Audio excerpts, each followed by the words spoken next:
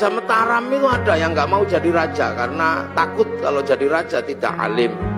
Maka dia keluar dari kerajaan, namanya Raden Bagus Harun, menempuh perjalanan spiritual puasa 7 tahun di daerah Ponorogo, kampung Pagotan, di samping sumur. Yang sumurnya itu akhirnya ditirakati selama 7 tahun. Tahun ke-7 sumurnya itu naik airnya 7 meter. Tanggal 27 Ramadan, oh aku dapat Lailatul Qadar. Maka sumurnya dikatakan dengan nama sumur Sewu Wulan.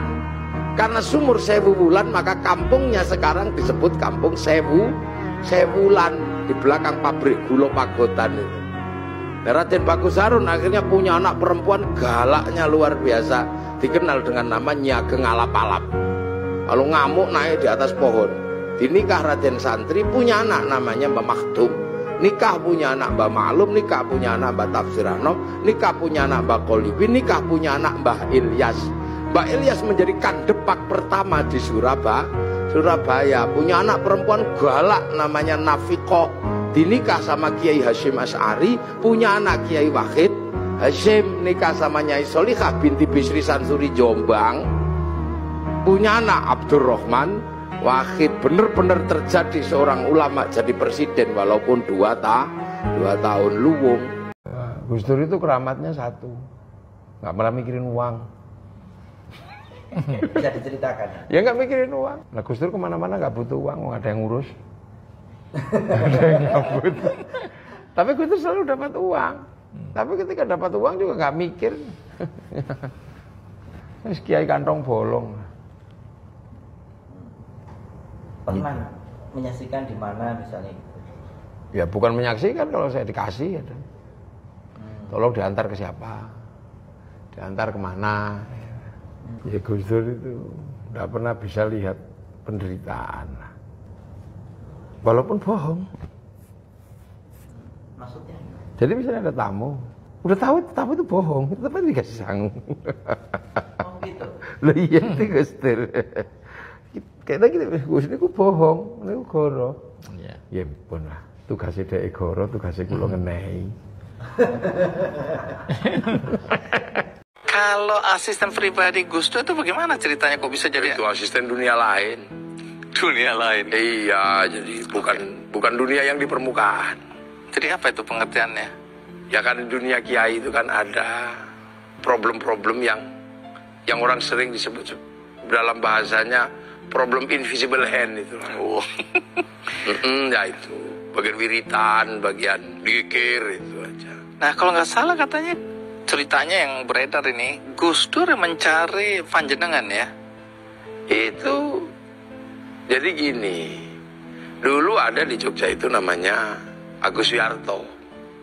Itu kawan karibnya Gus Dur. Nah Gus Dur dia bilang dicari sama Gus Dur. Mosok emang dicari, terus akhirnya saya disuruh berangkat ke Malaka. Ngapain ke Malaka? Ya disuruh itu tadi yang bagian yang orang nggak bisa itu. Ini alam lain lah ya. Iya, dunia disuruh ke Pulau Besar. Oke, ngapain di sana? Ya disuruh wiritan.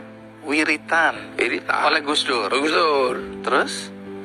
Ya, tak pikir ditemani, nggak taunya cuman Gus Durnya balik, saya di sana. Di Pulau Besar itu ada makam gede. Ini tunggu dulu, sebelum itu kan Anda waktu itu masih mahasiswa ya? Nah, terus kemudian waktu ketemu Gus Dur, sama Gus Dur diperintahkan ini, wiritan dulu. Ya, berangkat gitu aja. Anda berangkat. Terus di sana ada di Malaka ini ya? Di Malaka. Oke. Di sana kan ada seorang wali. Nah, ini cerita tentang wali ini kan hanya di NU aja, makanya cerita ini kalau menjadi cerita publik kan jadi lucu juga. Apalagi cerita yang orang nggak percaya wali gitu. Ini kalau di kalangan NU khas, dan itu biasa aja. Di situ ada makam wali, namanya Syekh Ismail. Keturunan keempat Syekh Abdul Qadir Al-Jilani di situ. Syekh Abdul Qadir Al-Jilani itu Sultanul Aulia, rajanya para wali.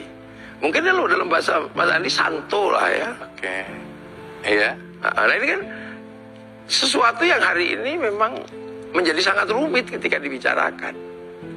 Karena ini wilayah-wilayah yang sangat dalam pandangan positivistik, ini kan nggak realis. Gitu kan, ini kan nggak realis. Nah itu makanya hal-hal seperti ini menjadi ketika disampaikan ke ruang publik ya ada yang happy-happy aja, ada yang itu ngomong apa gitu kan. Memang ini sebenarnya wilayah-wilayah yang tersembunyi. Karena wali itu tidak ada yang mengerti kecuali wali. Oke. Dan itu hanya bakasan-bakasan di kalangan santri. Berapa lama Anda di Malaka? Ya sehabisnya Asmaul Husna itu. Asmaul Husna kan 99. Oke. Oh, ya sebanyak itu harinya. Terus Ketemu sesudah Umar. itu balik ketemu Gus Dur. Ya sudah. Karena di foto, beberapa foto kan Anda ada di belakang Gus Dur, Itu samping Gus Dur. Itu sudah foto sudah zaman Gus Dur berkuasa itu. Iya. Oh, kalau itu kan sebelumnya. Oke, iya. Tapi kan belakangan kemudian Anda dipanggil oleh Gus Dur kembali, terus mendampingi. Enggak juga. Kalau dunia lainnya aja. Jadi kalau ada Anda berarti ada sesuatu. Ada sesuatu itulah. Nah itu tanya aja Sulaiman. Oke.